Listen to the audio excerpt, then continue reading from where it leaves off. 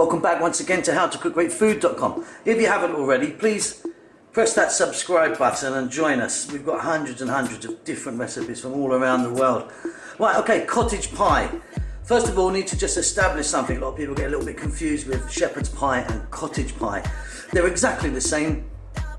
Layers of minced meat at the bottom, potato on the top, a little bit of cheese.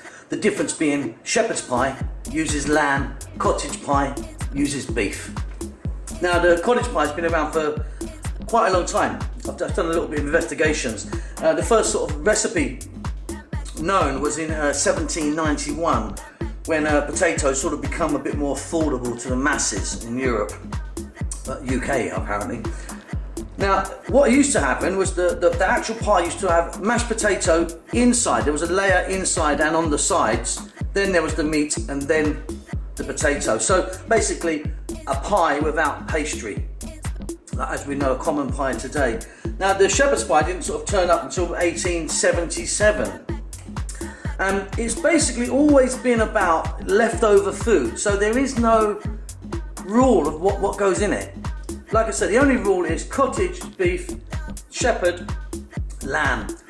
Everything else is entirely up to you. It was a leftover kind of food dish. So enough chatting from me anyway. I hope that's cleared up a few things. Let's get cooking this one.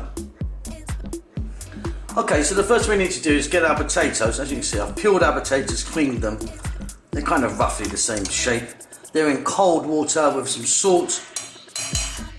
We need to bring them to the boil and then cook them until they're incredibly soft.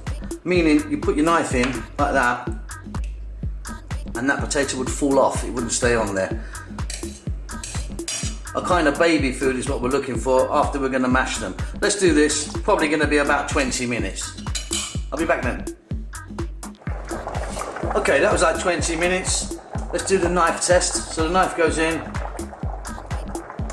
nothing's coming out at all. That means they're really soft.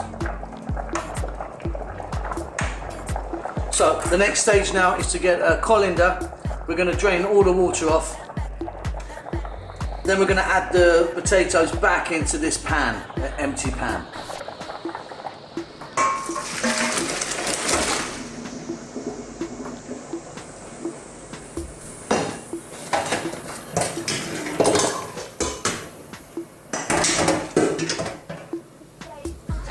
Okay, here we go. We've got our potatoes here. I've got my potato masher.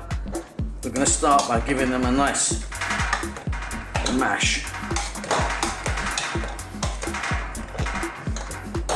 You don't really want to use a food processor for this because you'll just get them too fine, really. Just the hand is the way. You just need to get a decent masher and get them in. And they're very soft anyway. Okay. Some black pepper.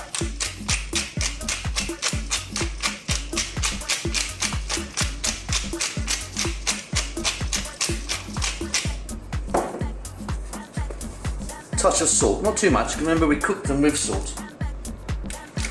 Then some butter.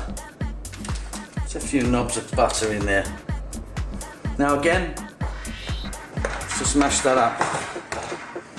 The heat of these potatoes will just melt that butter. No problem. Now, just a little splash of milk.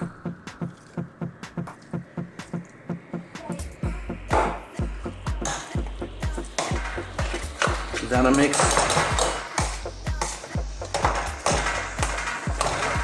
And we're now just going to really get in and mash this together.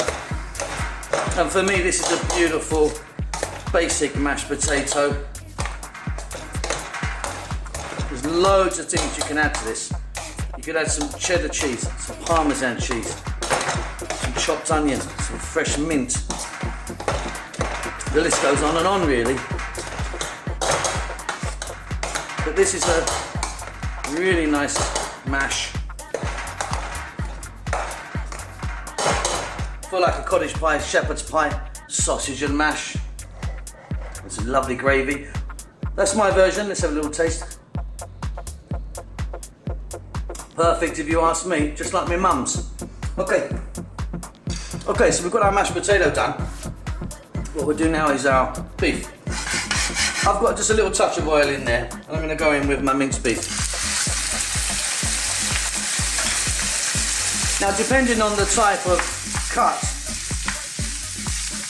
of minced beef you've got, some of them are really fatty, some of them are super lean. You kind of want a middle ground one. So we're going to just turn this over for about 4 to 5 minutes. I'm on a fairly high heat. If it's too fatty, it will become very apparent. And in that case, you can just drain some of that fat off. A little bit of fat's good. We do want plenty of flavour in here. So I'll be back in 4 or 5 minutes. And I'm just going to be turning and tossing this around in the pan, just as it is at the moment. Give this a really good head start on the rest of the dish. See you in a moment. So here we are then. As you can see, it's changed colour from that red to this brown, broken up into sort of smaller pieces. Now there's not too much fat in my one. A bit of liquid, that's fine. I'm not bothered about that. That'll burn off as we cook. So next I'm going to go in with some onions.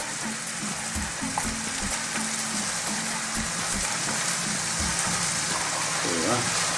There's quite a lot of onions there for the mince. Got some chopped garlic.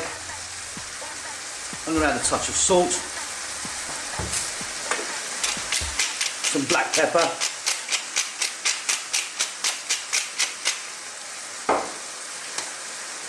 A little bit of dried thyme.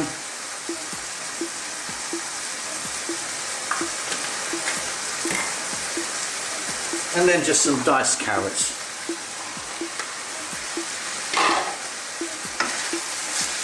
Let's get this all folded in together. Now, as there's no hard and fast rule for this dish, apart from cottage pie being made of beef and shepherd's pie being made of lamb, you can add what you like regarding vegetables. Some people put some parsnips in here now, they'll put in peas. Add anything you like. I'm going to add a few mushrooms to this as well a bit later, once this is cooked down. And regarding the herbs, again, go for what you like. People put different things in. Basil, oregano, rosemary. Entirely up to you. I'm just going for thyme. I just like the taste of that. I think it suits this dish a lot better.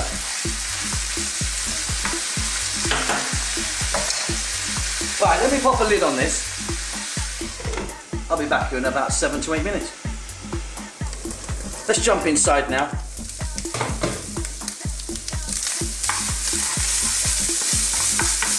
As you can hear, this is dried out really nicely. Now I'm just going to add a few mushrooms into that.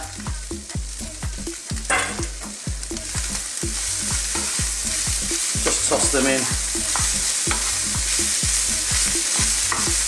Now many people use tin tomatoes, tomato puree, beef stock, Worcester sauce. Endless amounts of stuff that different people use. I'm putting in tomatoes, but I'm just putting in fresh tomatoes.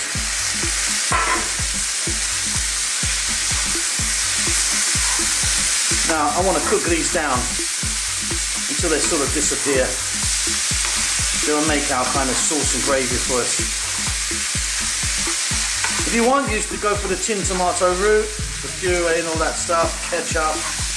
This is just a bit more kind of rustic and kind of, I think, a bit better for you, to be honest.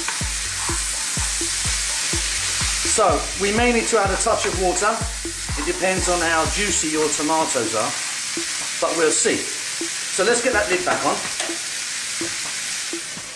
Keep your eye on it, stir it every now and then. I'll be back in 5 minutes. Okay, let's jump in and take a look now. There you go. Now I didn't add any water. My tomatoes are obviously juicy enough And as you can see, they have broken down really nicely to create that gravy for us. I don't like this too wet. So this amount of moisture we've got in there, for me, is really good. It's perfect amount. I'd rather it be a little bit more on the drier side than the wet side. So, heat's off. That's done. What you can do now is just check this for salt and pepper again, by the way. Now, we're going to get a oven dish, something that can go in your oven. We're going to put some of this mixture on the bottom. We're going to put a nice layer of our potato on the top. We're going to add some cheese. It's going to go in the oven. It's going to be delicious. Let's go and do that. So, as you can see here, I've got a glass Pyrex dish. You can use anything, any sort of ovenware is fine. It needs to sort of have a sort of slight deepness to it, that kind of deepness. And as you can see, my meat's in there. It's not ultra thick.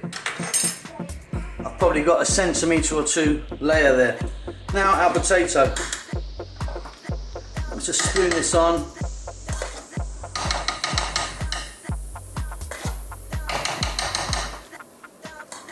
I like to put it on just like this, tapping it on, and then I'll get a fork and sort of push that down and mix it around.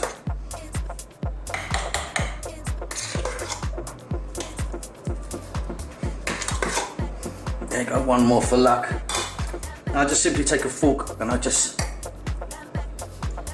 fluff it around, flatten it out, covering all of those areas. That's it, right to the edge. And then what I'm going to do is I'm going to add some cheddar cheese to this. Fluffing it up and kind of giving it a few peaks here and there will also kind of make it go a bit crispier in the oven. If it's completely flat, you'll end up with a kind of lasagna looking thing, but these little peaks and troughs with some cheese on are going to work wonders in our oven. Right, I'm going to grate some cheese. I'll be back in a moment. Right, I've got my cheese here.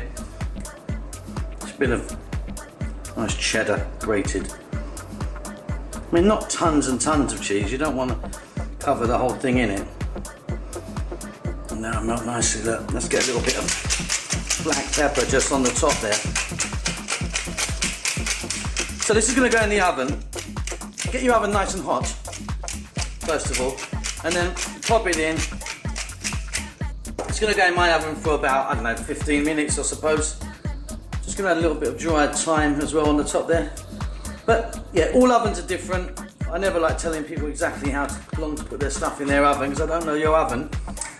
Everything's cooked here, isn't it? So we're not cooking anything, we're just bringing it all together. We want that kind of nice kind of melted cheese. A little bit of burntness on the top is always good. I'm going in the oven, nice and hot oven, top shelf. I'll be out in about 15, I reckon. See you then. There we go.